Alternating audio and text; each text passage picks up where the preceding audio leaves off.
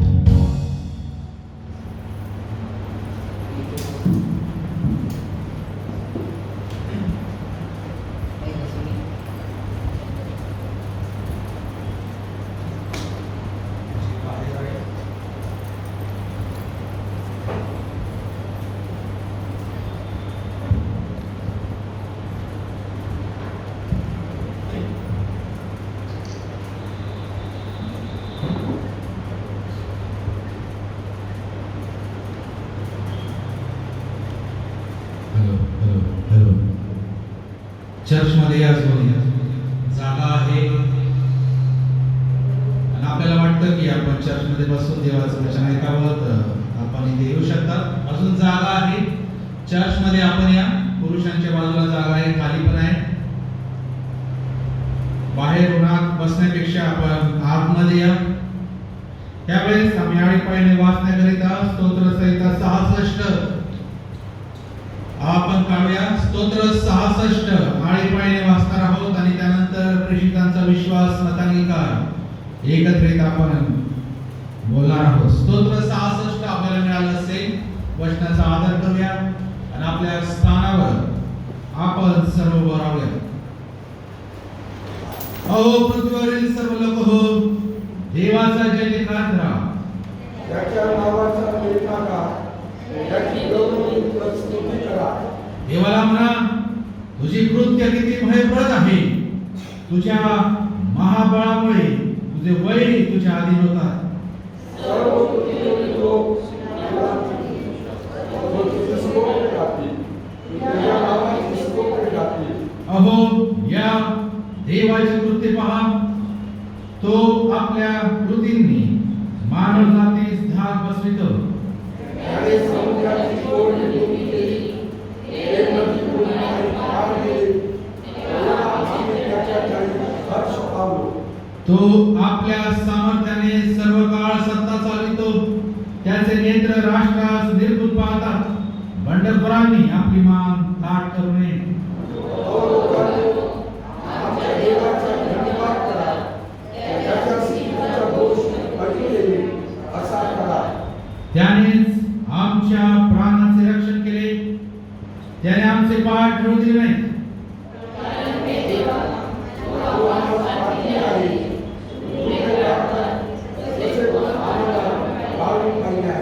तू आम्हास जाळ्यात गुंतविले.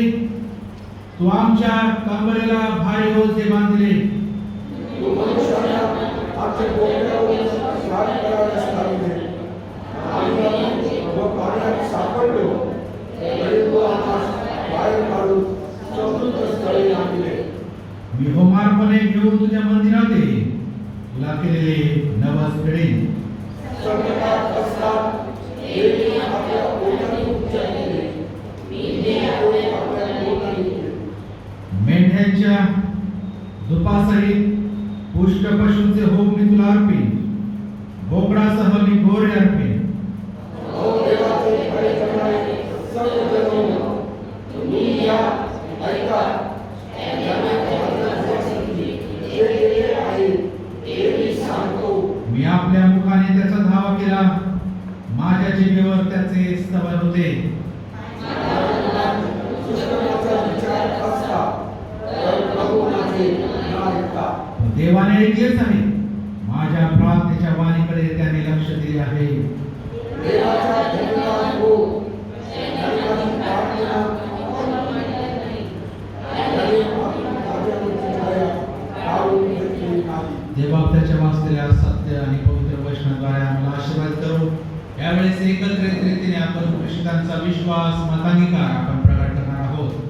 सर्व समर्थ देव जो पिता, आकाश व पृथ्वी यांचा उत्पन्न करता, त्याचवर मी विश्वास ठेवतो आणि त्याचा एकुलता एक पुत्र येशू ख्रिस्त आमचा प्रभू, जो पवित्र आत्म्याच्या योगाने गर्भरूपी झाला, कुमारी मरीच्या उदरीस जन्मास आला, पिलाताच्या वेळेस ज्याने तू करू केले, ज्याला वधस्तंभाला केले, जो मरण पावला व ज्याला पुरले, जो मृतलोकात उतरला व तिसऱ्या दिवशी मेलेल्यातून पुन्हा उठला, स्वर्गात चढला आणि सर्व समर्थ देव जो पिता याच्या उजवीकडे बसला आहे, तेथून जिवंतांचा व मेलेल्यांचा न्याय करावयास जो येणार आहे, त्याचवर मी विश्वास ठेवतो. पवित्र आत्मा, पवित्र सार्वत्रिक मंडळी, पवित्र जनांचा सहभागीपणा, पापांची क्षमा, देहाचे पुनरुत्थान आणि सार्वकालिक जीवन याविषयी मी विश्वास धरतो. आमेन. मंडळीने खाली बसावे. येणाऱ्या वचनासाठी आपण प्रार्थना करूया. त्यानंतर दानार्पण होईल आणि मग आपण आशीर्वाद देऊन एकमेकांना भेटून या ठिकाणी जाणार आहोत. प्रार्थना करू. स्वर्गीच्या जिवंत देवा, तुला धन्यवाद देतो, तुझे आभार मानतो, जो तू होता आहे आणि ह्यापुढे सदा सर्वदा असणार आहे. तू पवित्र आहेस, तू चांगला आहेस, तुझी थोरवी, तुझे गुणगान प्रभू आम्हाला शोभतं असं तुझं वचन म्हणतं. आमच्या ओठावर, आमच्या मुखात सदैव तुझे स्तुती, स्तोत्र, तुझे स्तवन असावे, तुझी इच्छा आहे.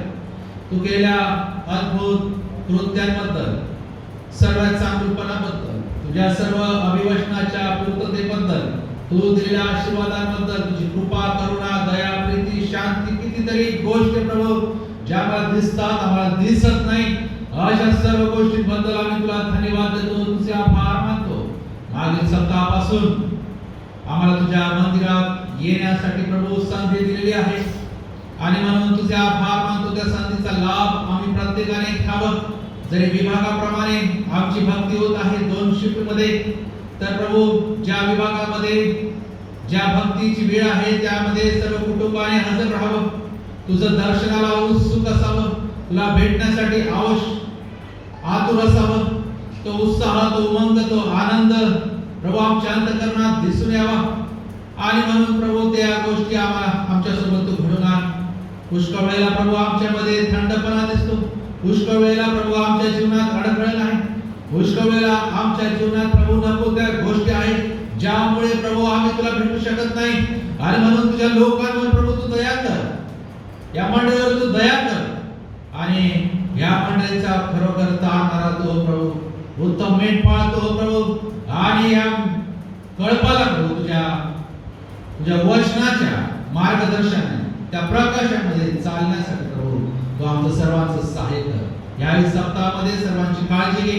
तुझ्या वचनाने, तुझ्या आत्म्याने, तुझ्या मार्गदर्शनाने, तुझ्या प्रीतीमध्ये प्रभू आम्हाला तू राहा. आज जे वचन आमच्यासाठी येणार आहे, आमच्या सर्वांसाठी ते आशीर्वाद तू कर. प्रभू येशूच्या नावाने प्रार्थना केली म्हणतो आहे. आमेन. आपण देवाच्या वचनाकडे आपली दृष्टी यावेळेस लावणार आहोत.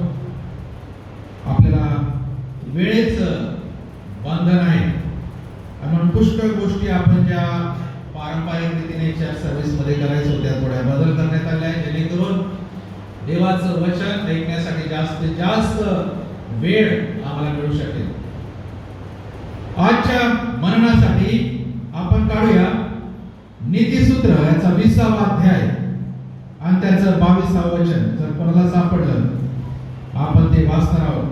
नीतिसूत्र 20 आणि 22. वाईटाचा बदला मी घेईन असे म्हणू नको. परमेश्वरावर विश्वास ठेवून राहा, म्हणजे तो तुला सहाय्य करेल. नीतिसूत्र 20 आणि 22 मध्ये लिहिलं आहे, वाईटाचा बदला मी घेईन असे म्हणू नको.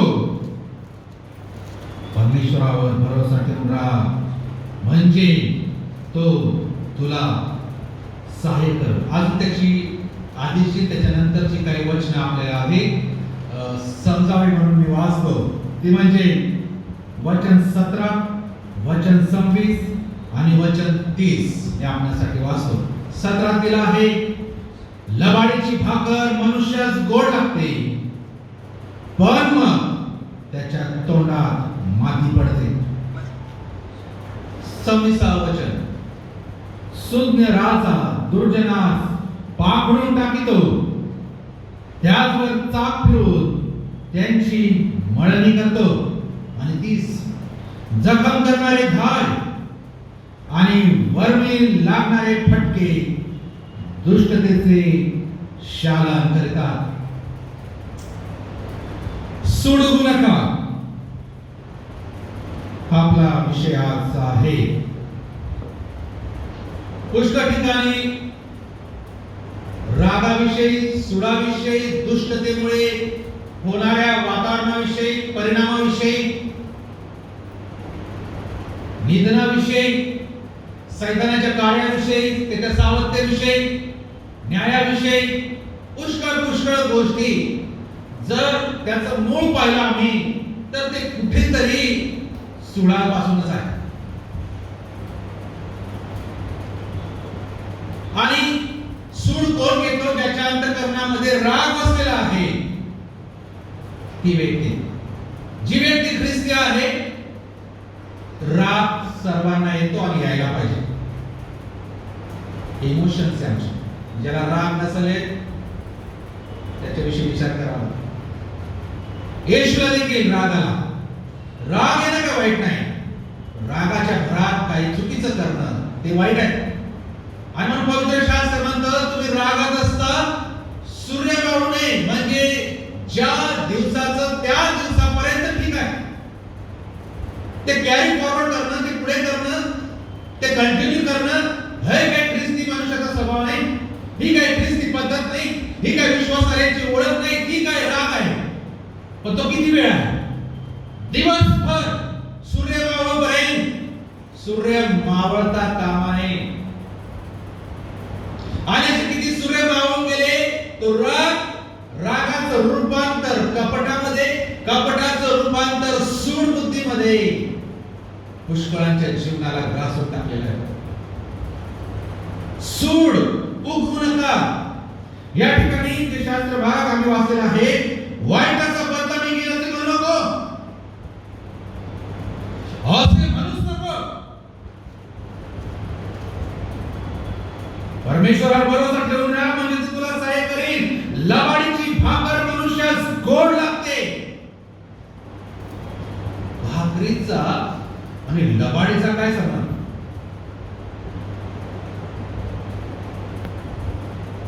ती गोड लागते. आम्ही ती चावतो, त्याचा आस्वाद घेतो, त्याची रुची घेतो. कितीतरी वेळा आम्ही ती चावतो, मग ती आम्ही गिळतो. ती गोड लागते लबाडीची भाकर. परंतु काय होतं नंतर? पण मग त्याच्या तोंडात माती पडते. भाकर आणि माती काय कॉम्बिनेशन? भाकर आणि चटणी लिहिलं असतं तर ठीक आहे, पण भाकर आणि माती, कोणाला शाप दिला माती खाण्याचा? तू जन्मभर, तू आयुष्यभर पोटाने चालशील आणि माती खाशील. हा उल्लेख आहे, कारण तो लबाड आहे आणि तो लबाडीचा बाप आहे. आणि ते तेच लिहिलं आहे, लबाडीची भाकर खाताना गोड वाटत आहे, पण मग त्याच्या तोंडामध्ये माती पडेल. अशी माती पडेल की या मातीला माती होते. जे माती खात आहे, जे लबाडी करत आहे, जे चाड्या करत आहे, जे चुगल्या करत आहे, जे कट कारस्थान करत आहे, लबाड आहे. आणि लबाड जे सर्व आहे, तो लबाडीचा बाप म्हणजे तो जुना साप, तो येथे मागे दिसला. जो साप प्रकटीकरणामध्ये आहे, तो साप म्हणजे सैतान. आम्ही लेव्याथानाविषयी ऐकलं मागील दिवसामध्ये. घातक आहे. थोड्या वेळ गोड लागेल, थोड्या वेळ चांगलं वाटेल ती भाकर खाताना, थोड्या वेळ रुचकर वाटेल, थोड्या अंगामध्ये तरतरी आल्यासारखं वाटेल, पण त्याच्या तोंडात लवकरच माती टाकण्यात. कठीण आहे, कठीण आहे. रसलेला आहे सुज्ञ राजा दुर्जनास पाखडून टाकितो. पाखडतो. काय पाखडतात? गहू पाखडतात, धान्य पाखडतात, दाणे बिया त्या सुपामध्ये राहतात आणि खडे माती कचरा बाहेर टाकण्याचं पाखडतात. शून्य राहतात. आमचा देव पाखडतो, अशा लोकांना पाखडतो आणि त्याचवर चाक फिरून त्यांची मळणी करतो, मळून टाकतो. पुढे लिहिलं आहे, जखम करणारे घाय आणि वरवी लागणारे फटके दुष्टतेचे शालन करतात. की दुष्टतेचं शालन व्हावं असं व्हायचं असेल, देवाच्या दृष्टीने दुष्टतेचं निर्मूलन व्हावं वाटत असेल किंवा करायचं असेल तर त्या दुर्जनांसाठी, त्या लबाडांसाठी काय आहे? जखम करणारे घाय आणि वरवी लागणारे फटके. आणि म्हणून वाईटाचा बदला मी घेईन असे म्हणू नको. सूड घे उगवेन असं म्हणू नको. सूड उगवूच नको. सर्व काय कर? परमेश्वरावर भरोसा ठेवून राहा, म्हणजे तुझे सहाय्य करेल. देव बदला घेण्यास मना करतो. रिव्हेंज घेण्यास मना करतो. म्हणजे न्याय स्वतःच्या हातामध्ये घेणे. सूड उगवणं म्हणजे जो न्याय करता देव आहे, तो न्याय जो करणार आहे. कारण सूड घेणं देवाकडे आहे, आमच्याकडे नाही. आणि जर आम्ही तो अधिकार आमच्या हातामध्ये घेतो म्हणजे देवाचा न्याय आम्ही आमच्या हातामध्ये घेतो. देवाचा दास संत पाऊल म्हणतो, रोमकरासपत्र 12वा अध्याय 14 ते 21. रोमकरासपत्र 12वा अध्याय आणि त्याची 14 ते 21 मध्ये आहे, तुमचा छळ करणाऱ्यांना आशीर्वाद द्या, आशीर्वादच द्या, शाप देऊ नका. आनंद करणाऱ्याबरोबर आनंद करा आणि शोक करणाऱ्याबरोबर शोक करा. परस्पर एकचित्त व्हा. मोठ्या गोष्टींवर चित्त ठेवू नका, तर लीन वृत्तीच्या लोकांचा सहवास करा. स्वतःला शहाणे समजू नका. वाईटाबद्दल वाईट अशी कोणाची फेड करू नका.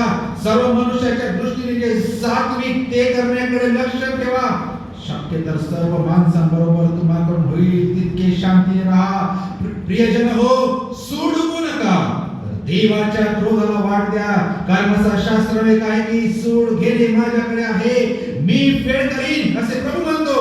उलट पक्षी तुझा शत्रू भुकेला असल्यास त्याला खावायला दे, ताणलेला असल्यास त्याला प्यायला दे. कारण असे केल्याने तू त्याच्या मस्तकावर निघाल्याची रास करशील. वाईटाने जिंकला जाऊ नको, बऱ्याने वाईटाला जिंक. सोडू नका, सूड घेऊ नका. सूड कोण घेतो? ज्याच्या मनात त्या गोष्टी असून आहेत. लोक म्हणतात त्याच्या बापाने कसं केलं, लोक म्हणतात त्या पिढीच्या लोकांनी कसं केलं, लोक म्हणतात त्यांनी असं केलं आणि म्हणून आम्ही असं करत आहोत. कोणाचं नुकसान आहे? माती खायची, माती खायची. खा मग.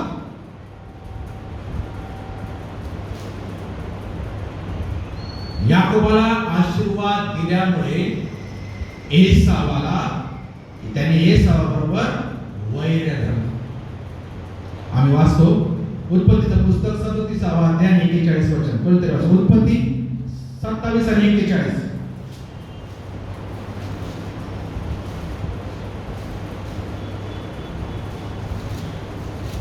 याकोबास आपल्या बापाने आशीर्वाद दिला, त्यामुळे एसावाने त्याच्याशी वैर धरले.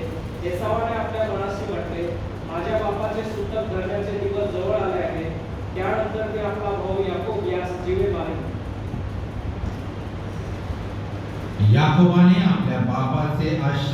याकोबास आपल्या बापाने आशीर्वाद दिला, यामुळे एसावाने त्याच्याशी वैर धरले. एसावाने आपल्या मनाशी म्हटले, माझ्या बापाचे सूतक धरण्याचे दिवस जवळ आले आहेत. त्यानंतर मी आपला भाऊ याकोब यास जीवे मारेल. एसाव हिऱ्याने मत्सराने पेटलेला, त्याचा भाऊ याकोब यास तो जीवे मारू इच्छित होता.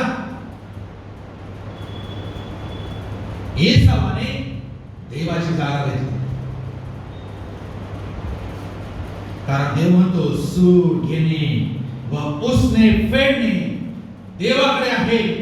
अनुवादाचं पुस्तक 32वा अध्याय आणि 35वा वचन. अनुवाद 32 आणि 35.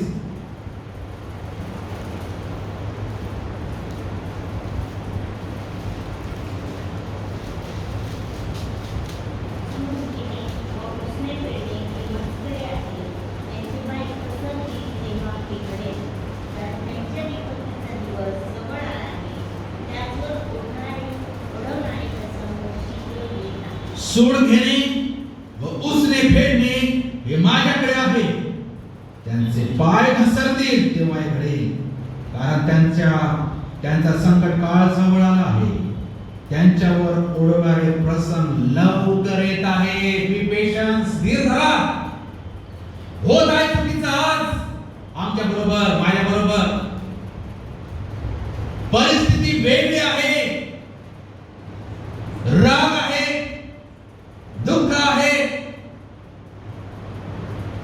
विश्वासघात आहे. होऊ द्यायचे होत आहे ते. असं लिहिलं आहे, त्यांच्यावर ओढवणारे प्रसंग लवकर येत आहे. देव न्याय आहे, लवकर येत आहे.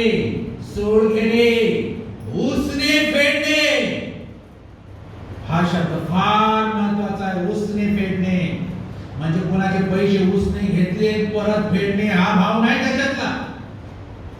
जर माझ्या प्रती मी देवाच्या इच्छेमध्ये आहे आणि माझ्या प्रती कोणी जाणून बुजून काय करत आहे, अपराध करत आहे, कारस्थान करत आहे, प्रत्येक ख्रिस्ती लोकांनो आम्हाला ऐकण्याची गरज आहे. ही जर गोष्ट आम्हाला कळली आम्ही सोडवणार नाही. प्रत्येक अन्याय,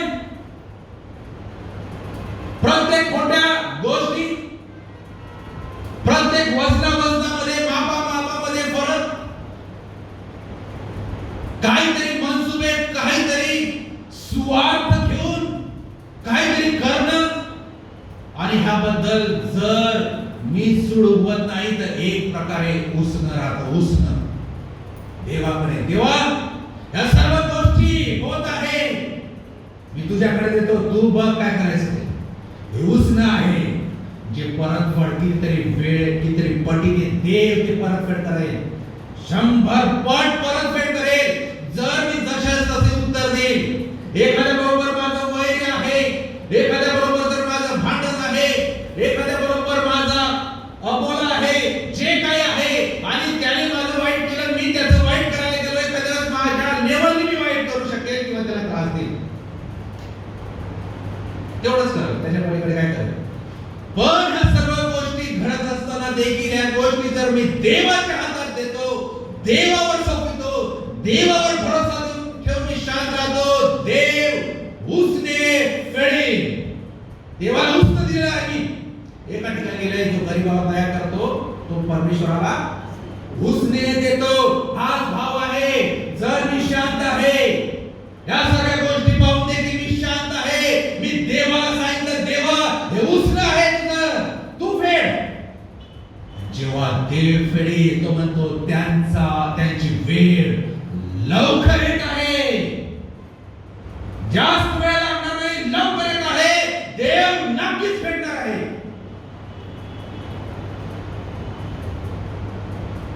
रोमकरास पत्र 12वा अध्याय 17वा वचनात लिहिलं आहे, वाईटाबद्दल वाईट अशी कोणाची फेड करू नका. सर्व मनुष्याच्या दृष्टीने साफ ते करण्याकडे लक्ष द्या.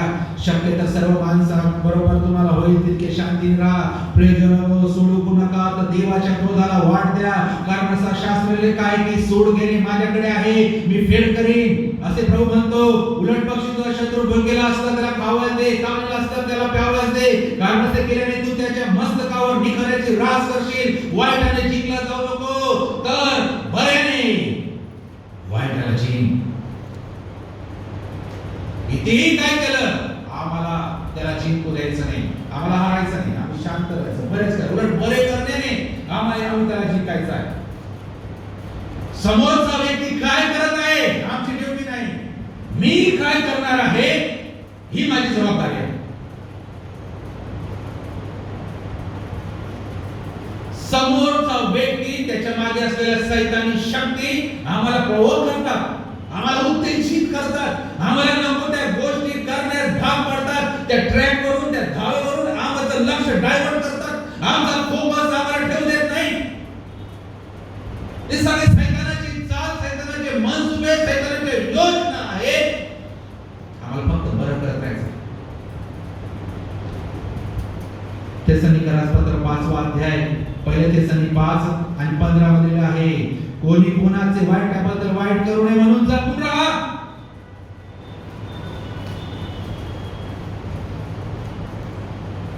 कोणी कोणाचे वाईटाबद्दल वाईट करू नये म्हणून जपून राहा. इब्री लोकास पत्र याचा 10वा अध्याय आणि त्याच्या 30व्या वचनातील इब्री 10 आणि 30 मधील आहे, कारण सूड घेणे मजकडे आहे, मी फेड करीन, आणखी परमेश्वर आपल्या लोकांचा न्याय करीन, असे त्याच्याने म्हटले. तो आपल्याला माहित आहे, जिवंत देवाच्या हाती सापडणे हे भयंकर आहे. कोणाच्या हाती सापडा चांगले, पण देवाच्या हातात सापडणं भयंकर आहे, भयंकर. डायरेक्ट आदलो एक वेळेस सैतानाच्या हातात सापडलं चांगलं आहे, कारण सैतानाच्या हातातून सोडवण्यास सर्वशक्तिमान देव तरी आहे, पण देवाच्या हातात सापडलो तर कोण सोडवलं? कठीण आहे. पेत्र म्हणतो, 1 पेत्र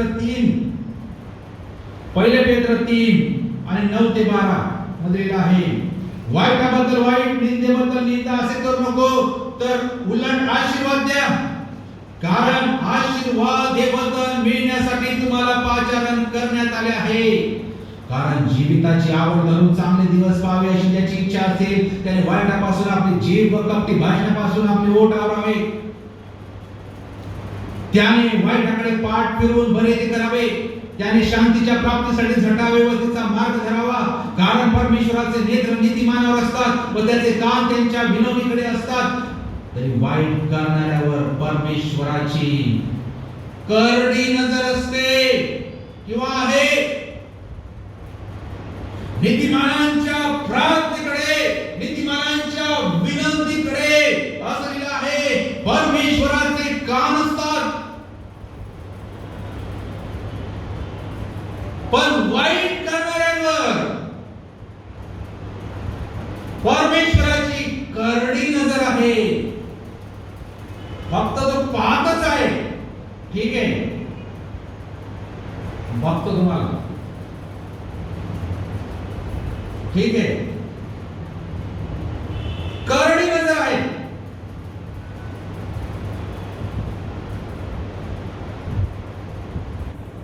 देवाच्या ठिकाणी देवाच्या वचनांचा, देवाची वचन पाळून आदर करणे फार फार महत्वाचं आहे. देव जर आज्ञा देतो तर त्या आज्ञा पाळणे आवश्यक आहे.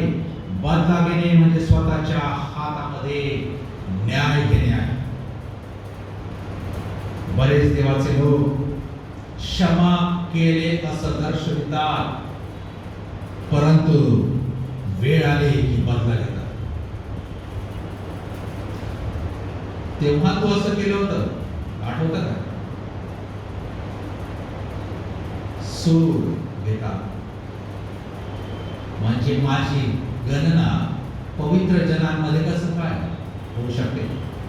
माझी गणती देव दुर्जनांमध्ये करत आहे. एक प्रकारे माझ्या अशा वागण्यामुळे, बदला घेण्याच्या वृत्तीमुळे, सूड घेण्याच्या वृत्तीमुळे मी देवाला संबोधलेच नाही, मीच करत आहे काम. उलट परिश्रम आहे, ह्याचा सूड घे, त्याचा बदला घे, त्याचा असं कर, त्याचा असं कर, त्यांनी असं केलं तर तो काय करत आहे?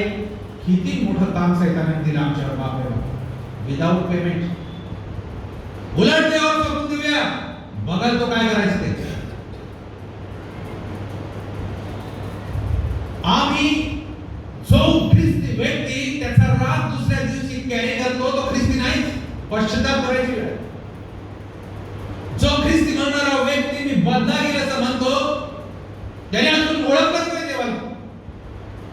व्यक्ती म्हणणाऱ्या व्यक्तीच्या अंतःकरणामध्ये सुडाच्या भावना आहे, त्याची प्रार्थना देव तरी कसा ऐकेल? त्याच्यावर उलट देवाची करडी नजर आहे. प्रार्थना ऐकण्याचं दूर. नीतिसूत्रात पुढे लिहिले, मला कधी आठवत नाही, अशा लोकांची गाणी देखील देव ऐकू शकत. त्यांची स्तुती आम्ही करतो, अंतःकरणासाठी घाण आहे, मलिनता आहे. आम्ही दिखावा करतो, आम्ही दिखावा करण्यासाठी चर्चला येतो, आम्ही दाखवतो आम्ही हे आहे, आम्ही ते आहे, आमच्यात हे आहे, आमच्यामध्ये ते आहे.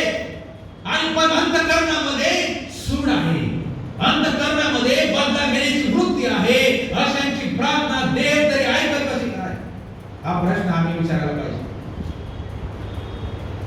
ठीक आहे, राग येतो, पुष्कळदा गैरसमज होता, पुष्कळदा जे काही होतं, पण रात्र होती ना, रात्र वैराची आहे. तो रात्रीतून काम करतो. आम्ही समजा दिवसभर राग सूड बंदेच्या भावनेने आम्ही संध्याकाळ होत आली, पश्चाताप केला नाही, क्षमा मागितली नाही, त्या ज्याच्या विरुद्ध मी करत आहे त्याला नसल सांगत, त्याला नसल अक्कल. आमच्या मराठी भाषेमध्ये तो असल भिंडो.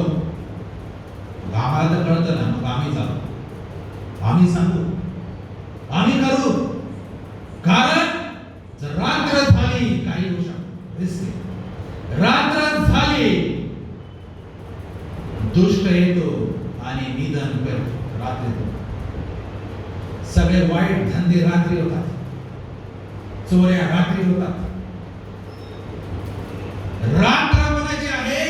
रात्र वैराची आहे, रात्र सैतानाची आहे, काळोखाची आहे. ती वाट पाहू नका.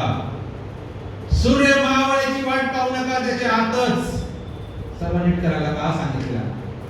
रात्रीतून काय घडलं? आम्ही झोपतो, आम्हाला समजत नाही. झोपेतच झोपून गेलो तर डायरेक्ट लोक चटके लागल्यावर डायरेक्ट जाग गेली. भज्यासारखे तळले जाईल तेव्हा जागणारे कुठे पडले?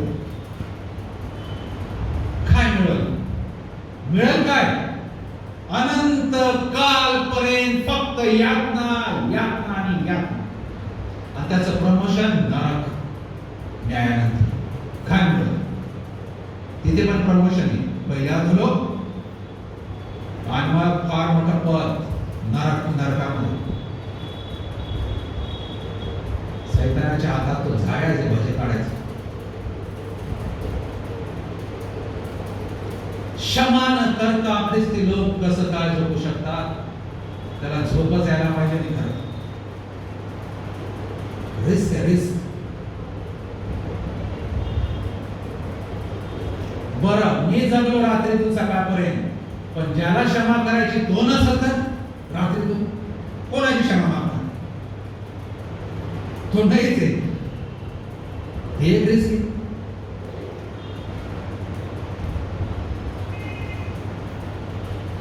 बदला घेणे, सूड भोगवणे म्हणजे देवाचा न्याय स्वतःच्या हातामध्ये घेणे. बदला घेणे, बदला न घेणे म्हणजे त्या व्यक्तीवर दया करणे आहे. आणि देवाचं वचन म्हणतं याकोब 2:13 मध्ये, जो दया करत नाही त्याचा न्याय दैवाचा होईल. जेव्हा माझा न्याय करण्यात येईल, असतील काही चुका उणेपणा माझ्यामध्ये, पण देव तेव्हा काय करल?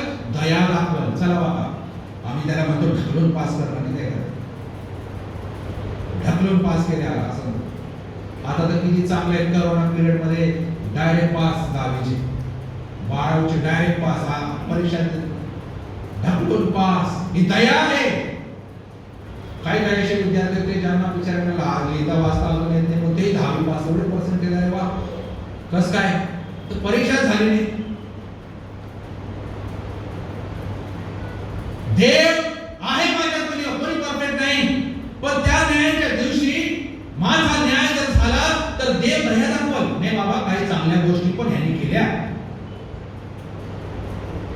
पण आता या ठिकाणी मी माझ्या अपराधाला त्याचा न्याय करतो किंवा त्याच्यावर दया करत नाही, तर त्या दिवशी मी पण तो देवाचा अपराधी आहे. माझा न्याय देव कठोरतेने करेल, बिलकुल दया दाखवणार नाही.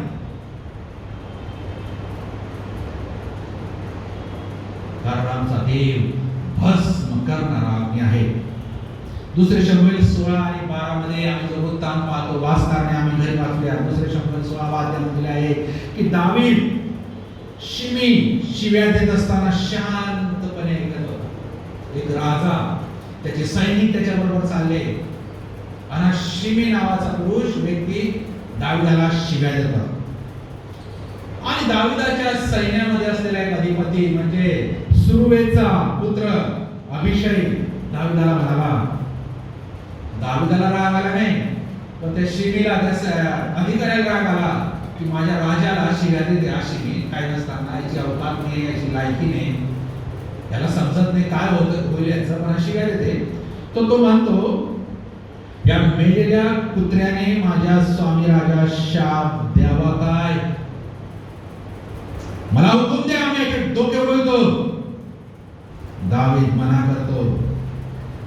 दावीद म्हणतो, खुद्द जर परमेश्वराने याला सांगितले असेल तर. दावीद राजा शिव्या ऐकत लोकांच्या, आपल्या लोकांबरोबर मुक्कामी निघून गेला. धूळ होता शिमी, भरपूर काही गोष्टी त्या बोलत नाही. राजा संयमी, लक्ष देत नाही तो. स्तोत्र 27 13 आणि 14 दिलेला आहे, या जिवंताच्या भूमीवर परमेश्वर खात्रीने माझे कल्याण करेल. परमेश्वराची प्रतीक्षा कर, खंबीर हो, हिम्मत धर, परमेश्वराची प्रतीक्षा कर, असं दावीद म्हणतो. काय म्हणतो? या जिवंतांच्या भूमीवर परमेश्वर खात्रीने माझे कल्याण करेल.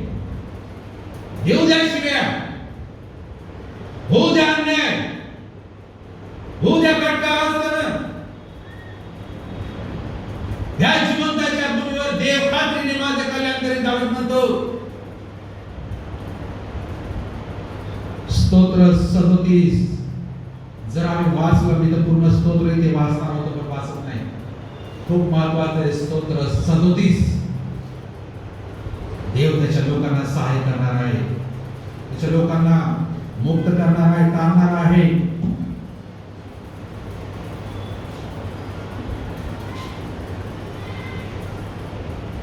एक वचन, मला आता वेळ नाही ते, तर मी आपण आपल्या समोर वाचलं असतं. स्तोत्र 37 म्हणतात,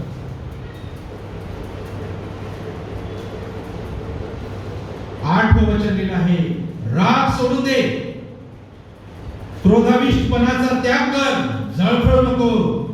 अशाने दुष्मार्गाकडे, दुष्कर्माकडे प्रवृत्ती होते. दुष्कर्म करणाऱ्यांचा उच्छेद होईल, पण परमेश्वराची प्रतीक्षा करणारे पृथ्वीचे वतन पावतील. पुष्कळ गोष्टी ते जवळ 40 वचन आहे, 40 वचन आपण घरी वाचावे. यावर आपण जर मनन केलं तर आपला राग कंट्रोलमध्ये, आपल्या बदला घेण्याच्या भावना आपल्यातून जातील, सूड घेण्याची वृत्ती. आम्ही विचार करू किती नुकसान समोरच्याचं किती होईल मला माहिती नाही, पण माझं खूप आहे. कोणी आपल्याला अपशब्द बोलला, अपमान केला, आमचं नुकसान केलं, काय हो, अशा परिस्थितीमध्ये दावीद म्हणतो की सहनशक्ती आवश्यक आहे. कुठून मिळेल सहनशक्ती? देवाचं वचन सांगतं, यशाया 40:28 पासून 31 पर्यंत देवाचं वचन सांगतं, तुला कळले नाही काय, ऐकले नाही काय? परमेश्वर सनातन देव, परमेश्वर दिगंतापर्यंतच्या पृथ्वीचा उत्पन्न करता, थकत नाही, भागत नाही, त्याची बुद्धी अगम्य आहे. तो भागलेल्या जोर देतो, निर्बलास विपुल बल देतो. तरुण थकतात, भागतात, बल जवानीत ते ठेचा खातात, तरी परमेश्वराची आशा धरून राहणारे नवीन शक्ती संपादन करतील. त्याच्या विसंपूर्ण अवलंबून राहिलेले देव आम्हाला शक्ती देतो, ती पण नवीन देतो. विलाप गीत मध्ये तो म्हणतो 3:25 आणि 26 मध्ये म्हटलेलं आहे, जे परमेश्वराची आशा धरून राहतात त्यास, जो जीव त्याला शरण जातो त्यास परमेश्वर प्रसन्न होतो. परमेश्वरापासून येणाऱ्या तारणाची वाट पाहणे आणि ती मुकाट्याने पाहणे बरे होय. मुकाट्याने आशा धरून शांतीने जुन्या करारात न्यायदानाद्वारे सूड घेण्याची व्यवस्था देवाने होती, पण आमचा प्रभू येशूच्या काळात शेवटी आता नियम त्याने दिला होता, तोच नियम आम्हाला आज बदलू शकतो. पुष्कळ ख्रिस्ती लोक जुन्या कराराच्या काळात आहे. डोळ्याबद्दल डोळा, हाताबद्दल हात असे नियम होते तेव्हा. जीवाबद्दल जीव. परंतु प्रभू येशू ख्रिस्त आला, नवीन करार त्याने स्थापिला आणि तो म्हणतो, मी तर तुम्हाला सांगतो, दुष्टाला अडवू नका. जो कोणी तुझ्या उजव्या गालावर मारतो त्याच्याकडे दुसरा गाल कर. हा येशू ख्रिस्ताचा नियम आहे. जर तो मला मारत आहे, मी पण त्याला मारत आहे, तर भांडण होणारच. पण तो जर मला मारत आहे दुसरा गाल करायचा, तर किती भांडण करतो? भांडणच होणार नाही. आमच्या येशूने फक्त शिकवलं नाही, मोठमोठे भाषण ठोकले नाही, तर त्यांनी ते केलं. त्यांनी ते केलं. पहिले पेत्र 2:23 मध्ये आहे, त्याची निंदा होत असता त्याने उलट निंदा केली नाही, दुःख भोगीत असता त्याने धमकावले नाही, यथार्थ न्याय करणाऱ्याकडे स्वतःला सोपवून दिले, म्हणजे देवाकडे सोपवून दिले. देवा, हे माझा छळ करत आहे, मला मारत आहे, माझे दाढीचे केस धरून उठत आहे, थुंकत आहे, अपमानित करत आहे, विवस्त्र त्यांनी केलेलं आहे. काही बोलला नाही, अपमान सहन केला, थुंकत होते, थुंकत. त्याचे डोळे बंद करायचे, जोरात मारायचे आणि सांगायचे, तू जर देवाचा पुत्र तर ओळख त्यानंतर ज्ञानाने की तुला कोण मारत आहे, की ते चेष्टा आणि थट्टा त्याची करत आहे. देवाने तो न्याय, येशूने तो न्याय आपल्या बापाकडे, पित्याकडे सोपवून दिला. काय झालं? ज्या लोकांसाठी तो आला, ज्यांचं त्याने चांगलं केलं, बरे केले लोकांना, आंधळ्यांना दृष्टी, काय काय नाही केलं, ते लोक त्या पिलाताकडे म्हणतात, ऑप्शन दिलं पिलाताने, बरब्बा किंवा येशू नासरेत. ते म्हणतात, या बरब्बाला सोडा, पैसे घेतले रात्री. एखाद्या वेळेस खूप काय काय आश्वासन दिलं सर त्यांना लीडरांनी, तुम्हाला हे, तुम्हाला ते, ह्याला सोडा, चालेल, आणि जी धुमाकूळ वाजवेल समाजात ती चालेल, ह्याने अजून चोऱ्या आमच्या केल्या तर चालतील, ह्याने आम्हाला लुटलं तर खूप चांगलं होईल, हा चालेल.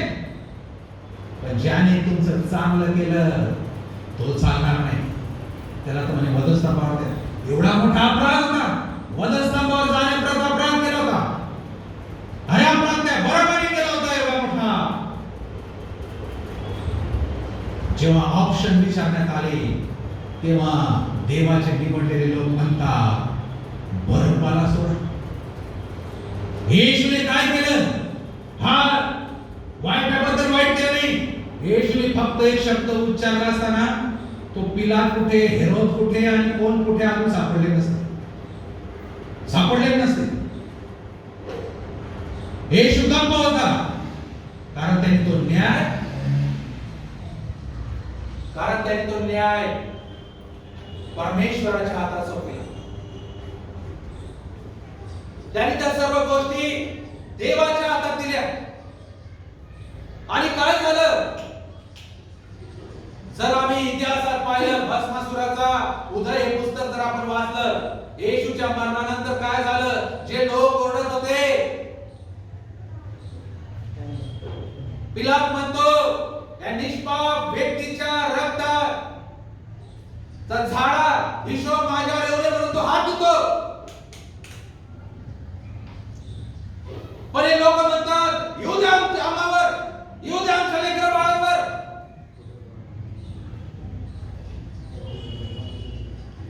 काय झालं यांचं?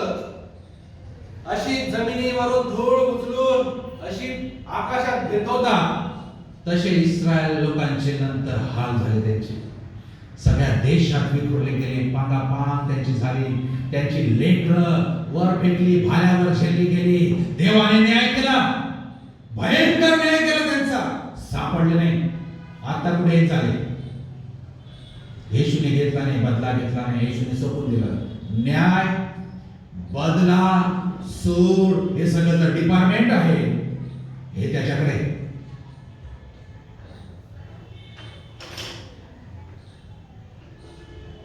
पहिले पेत्र 4:16-19 शेवटचं वचन वाचत आहोत आपण. पहिले पेत्र 4:16-19. देवाच्या घरापासून न्याय निवाड्यास आराम मिळण्याची वेळ आली आहे. नीतिमान जर कष्टाने तरतो तर भक्तिहीन व पापी याला ठिकाण कुठे मिळेल? यामुळे देवाच्या इच्छेप्रमाणे दुःख भोगणाऱ्यांची सत्कृत्य करीत आपले जीव विश्वासू निर्माण करत्याला सोपवून द्यावे. देवाच्या घरापासून न्यायाचा आराम होण्याची वेळ आली आहे. नीतिमान जो धार्मिक आहे बिचारा, जो देवाला भिवून वागणारा आहे, जो काय या गोष्टी करत नाही, या भानगडीत पडत नाही, तो देखील कष्टाने वाचणार आहे. जसा बसा वाचेल.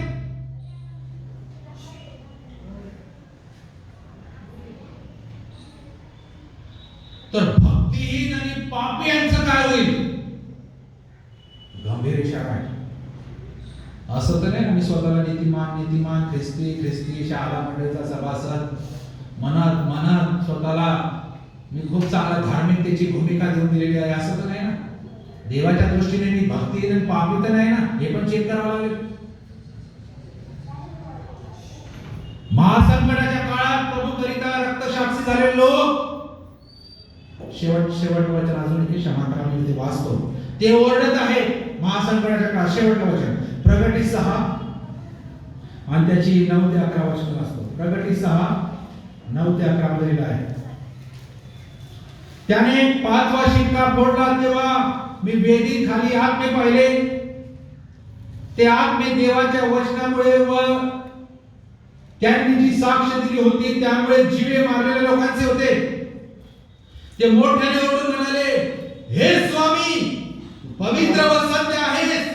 तू कोर्टपर्यंत न्याय निवाडा करणार नाहीस आणि पृथ्वीवर राहणाऱ्या लोकांपासून आमच्या रक्ताचा सूड घेणार नाहीस. तेव्हा त्या प्रत्येकास एक शुभ्र जागा देण्यात आला आणि त्यास असे सांगण्यात आले की तुमच्या सोबतीचे दास व तुमचे बंधू तुमच्यासारखे जीवे मारले जाणार. त्यांची संख्या पूर्ण होईपर्यंत तुम्ही आणखी थोडा वेळ विश्रांती घ्या. देवासाठी, देवाच्या वचनासाठी यांना मारण्यात आलं होतं. हे रक्तसाक्षी झाले. यांचे आत्मे ओरडत आहे, हे स्वामी, आमच्या रक्ताचा सूड तू कधी घेशील?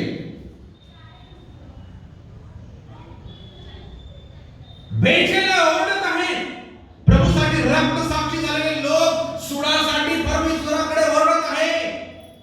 तेव्हा देवाने काय केलं? त्यांना प्रत्येकाला एक शुभ्र जागा देण्यात आला आणि त्यास असे सांगितले, तुमच्या सोबतीचे दास व तुमचे बंधू तुम्हासारखे जीवे मारले जाणार. त्यांची संख्या पूर्ण होईपर्यंत तुम्ही आणखी थोडा वेळ विश्रांती घ्या आणि मग मी तलवार काढतो. मग मी माझा सोटा काढतो. थोड्या वेळात थांबा, येईल सगळ्यांची वेळ. अशी कोणतीच गोष्ट उघड होण्यापासून राहणार नाही जी आज आम्हाला वाटतं लपलेली आहे. आमचे गुप्त गोष्टी गुप्त राहणार नाहीत. सोड घेणं देवाच्या हातात वाट पाहत आहे. म्हणून देवाच्या क्रोधाला जागा देऊया. आज वर्ष आम्ही ख्रिस्ती म्हणणारे आमच्या अंतःकरणात कुठेतरी बदल्याची भावना आहे, कुठेतरी सुडाची भावना आहे, कुठेतरी आम्ही दुखावलेले असतो आणि ते तसंच राहतं, आम्हालाही समजत नाही. आणि त्याचा साईड इफेक्ट्स आमच्या वर्शिपमध्ये, आमच्या गीतांमध्ये, आमच्या आराधनेमध्ये, आमचं वचन ऐकण्यामध्ये, वचन ऐकून ते पाळण्यामध्ये दिसतोच. कारण आम्ही ते करू शकत नाही. का नाही करू शकत? कारण इथेच ठीक नाही.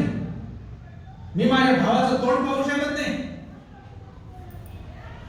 मी माझ्या बहिणीचं तोंड देखील पाहायची इच्छा मला होत नाही. मी कोणाला क्षमा करू शकत नाही. आणि त्यामुळे त्याचा असर त्याचा फरक आमच्या सर्व ख्रिस्ती जीवनावर पडतो. काय मिळणार?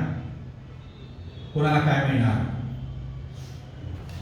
जे वचन आम्ही ऐकलं, पाहिलं, नीतिसूत्र 20 आणि 22 मध्ये सूड उगू नये, उसने देव फेडणार आहे. देवाकडे आपण सोपे जाऊया. अजून वेळ एखाद्याच प्रभूने आम्हाला दिली आहे. असं काय असेल आमच्या अंतःकरणात जे मला माझ्यामध्ये आणि देवामध्ये आडाभिंत होत आहे, यात काढूया.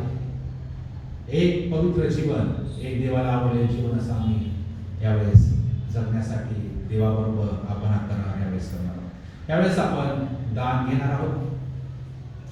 त्यानंतर प्रार्थना करू. बाळासाहेब प्रार्थना करतील. प्रभूने शिकवलेली प्रार्थना म्हणून आशीर्वाद घेऊ.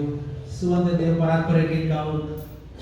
सलाम करणार नाही आपण, हाताने पण तोंडाने करू. आणि जे सर्व मागे हळूहळू आपण उठायचं, आपण जाणार आहोत डिस्टन्स ठेवतो. एक गीत यावेळेस सर्व सकाळ करत असताना आपलं दान आपण देवाच्या भांड्याला करत असताना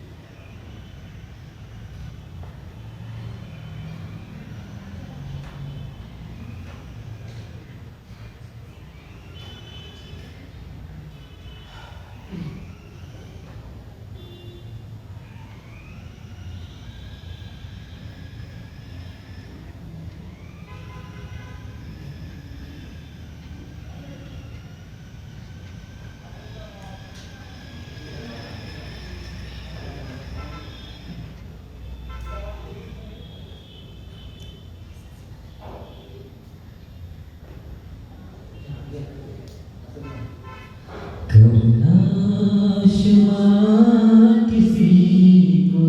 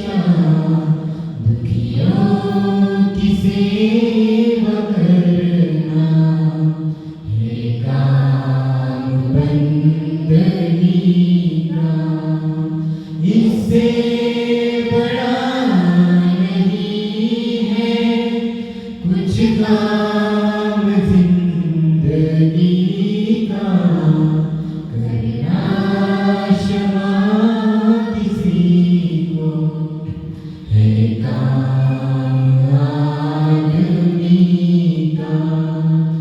गुस्सा बुरा है नफरत लाचार बेबसों से। गुस्सा बुरा है नफरत लाचार बेबसों से। लाचार बेबसों से होगा भला तुम्हारा। कर दो भला किसी का इससे बड़ा नहीं है कुछ काम जिंदगी का। करना क्षमा किसी को है काम आदमी का। इससे बड़ा नहीं है कुछ काम जिंदगी का। करना क्षमा किसी को है काम आदमी का।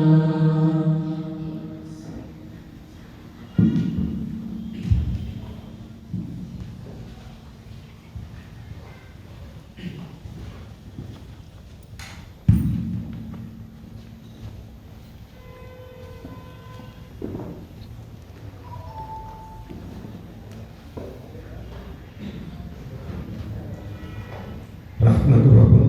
प्रभू, आम्ही आजच्या पवित्र वारासाठी तुला कोटी कोटी धन्यवाद देतो, जो तू आमच्या जीवनाला लाभ दिलास. आणि गेले जवळजवळ 3 तास प्रभू तुझ्या पवित्र मंदिरात, तुझ्या सान्निध्यात, तुझ्या स्तुतीमध्ये आणि तुझं वचन ऐकण्यासाठी तू आम्हाला एक सुंदर संधी दिलीस.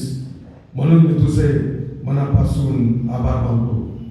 जे वचन आज गाजवण्यात आलं आहे, जी तुझी स्तुती करण्यात आलेली आहे, जे दान देण्यात आलेलं आहे, त्या सर्वांचा तू स्वीकार कर.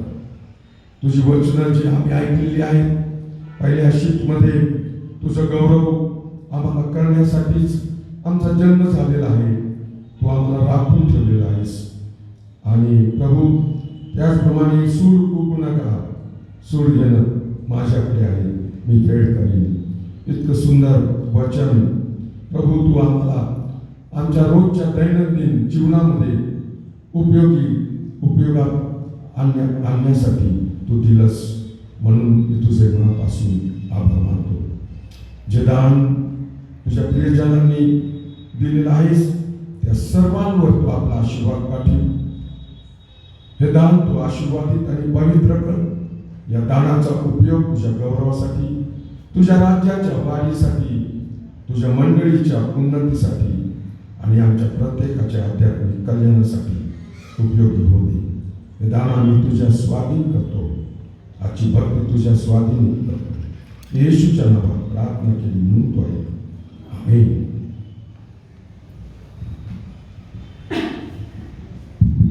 आपण आपल्या जागेवर उभं राहावे. प्रभूने शिकवलेली प्रार्थना म्हणून आशीर्वाद देव, सुवंत देव परत गीत लावून आपण शांतीने एकमेकांना भेटून आपण जाणार आहोत. हे आमच्या स्वर्गातील पित्या, तुझे नाव पवित्र मानले जावो, तुझे राज्य येवो, जसे स्वर्गात तसे पृथ्वीवरही तुझ्या इच्छेप्रमाणे हो.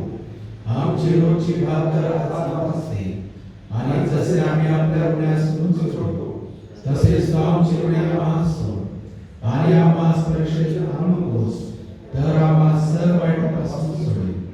कारण ते राज्य, सामर्थ्य आणि गौरव हे सर्व काळ तुझीच आहे. आमेन. आणि आता आपल्या प्रभू येशू ख्रिस्ताची कृपा, देवाची प्रीती, पवित्र आत्म्याची सहभागिता इथे उपस्थित आम्हा सर्वांसह एसे चर्चेस, एसे बरोबर, देवाचं निवडलेले इस्रायल राष्ट्र याबरोबर आता आणि सदा